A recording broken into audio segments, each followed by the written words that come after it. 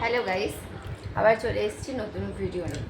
তো আজকে মা সন্ধেবেলা একটা মানে খুব সুন্দর জিনিস বানিয়েছি, ইউনিক জিনিস। আমি কোনোদিনও খাইনি, ফার্স্ট টাইম খাবো।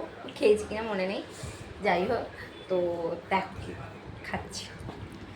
এই যে আমি খাওয়া শুরু করে দিয়েছি। কি আছে ভেতরে? ভিতরে নারকোল আছে। ভেতরে নারকোল দিয়ে, চিনি আর নারকোল দিয়ে সেই এর মতো পরোটার মতো ভাজা, খুব সুন্দর খেতে লাগবে। তোমরা বাড়িতে বানিয়ে দেখতে পারো। ভালো করে নরম করে ময়দাটা মেখে ওই নারকেল আর চিনি দিয়ে একটু করে।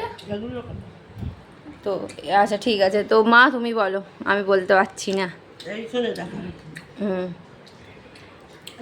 ময়দাটাকে মেখে নারকলকে কুড়িয়ে চিনি দিয়ে মাখিয়ে ওর ভিতরে পুরীর মতন দিয়ে মুড়ে বেশি করে তার উপরে তেল দিয়ে পুরো ছাঁকা তেলে ভাজতে হবে।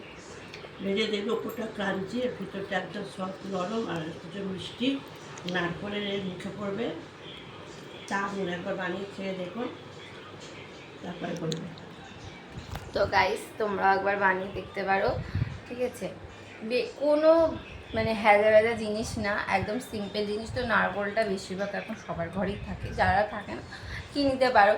তো নারকোলটা ছাড়িয়ে মিক্সিতে হালকা জল দিয়ে একটু করে নিয়ে তারপরে চিনি দিয়েছো তো, চিনি দিয়ে মাখিয়ে রেখে দেবে। তারপরে পরোটার মধ্যে একটু পরোটাকে বেলে তার মধ্যে একটু তেল লাগাও।